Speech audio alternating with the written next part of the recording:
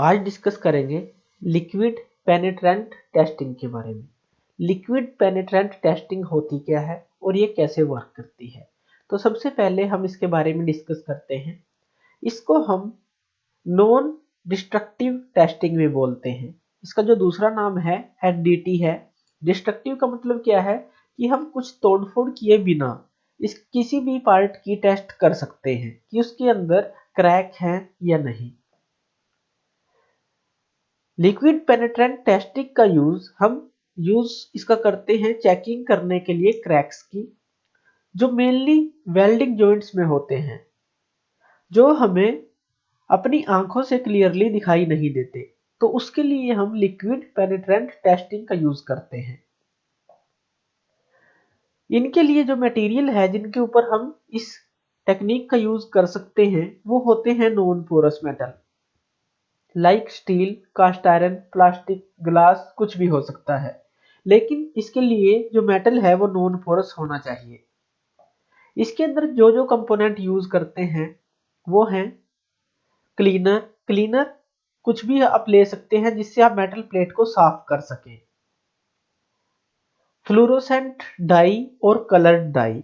Fluorescent dye अगर आप use करते हैं तो आपको अल्ट्रावायलेट लाइट की जरूरत पड़ेगी। अगर आप कलर डाई यूज करते हैं तो आपको किसी लाइट की जरूरत नहीं पड़ेगी। ये आगे हम समझेंगे प्रोसेस के दौरान। तीसरा है डेवलपर।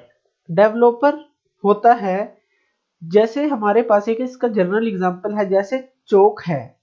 चोक पानी को अपनी तरफ खींचता है। अगर आप चोक को पानी के ऊपर रख देते हैं तो सारे पानी को अपने अंदर ले जाता है, एब्जॉर्ब कर लेता है। तो इसी तरह से हमारा डेवलपर का काम होता है, वो जो पार्टिकल्स है उनको अपनी तरफ खींचता है। ये सब कुछ हम प्रोसेस के अंदर आसानी से समझ जाएंगे। तो डिस्कस करते हैं लिक्विड पेनिट्रेंट टेस्टिंग को। तो हमारे पास दो प्लेट्स है जिनके बीच में हमने एक वेल्डिंग जॉइंट क्रिएट किया है। ये बट वेल्डिंग है, ये दो प्लेट्स हैं और ये है वेल्ड जॉइंट जो हमने इन दोनों के बीच में क्रिएट किया है।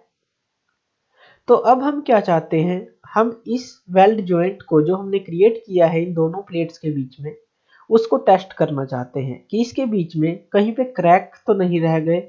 तो वो हम कैसे पता लगाएंगे। तो हमारे पास तीन चीजें हैं। सबसे पहले है क्लीनर, दूसरी है कलर डाई और तीसरे है डेवलपर। अब सबसे पहले हम क्लीनर का यूज करेंगे। क्लीनर को हम इसके ऊपर स्प्रे कर देंगे। स्प्रे करने के बाद क्लीनर का हम यूज क्यों करते हैं, ताकि इस जॉइंट के बीच में जो डर्ट पार्टिकल्स हैं, कुछ भी है जो डर्ट है, हम उसको आसानी से साफ कर सकें, अच्छी तरह से साफ कर सकें। तो क्लीनर अप्लाई करने के बाद एक क्लॉथ हम लेंगे और इस क्लॉथ से इसको अच्छी तरह से साफ कर देंगे। उसके बाद 5 से 10 मिनट के बाद हम इसको छोड़ देंगे, जब तक ये अच्छी तरह से सूख ना जाए दोनों प्लेट्स।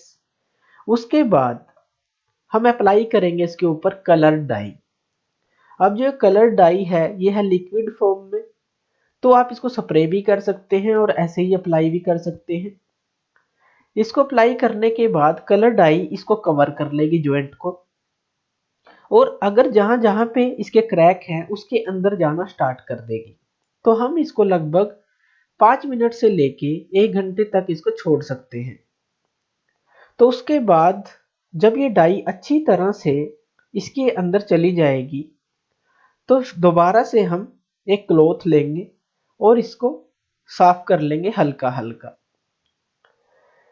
उसके बाद हम क्या करेंगे, इसको 5 से 10 मिनट दोबारा छोड़ने के बाद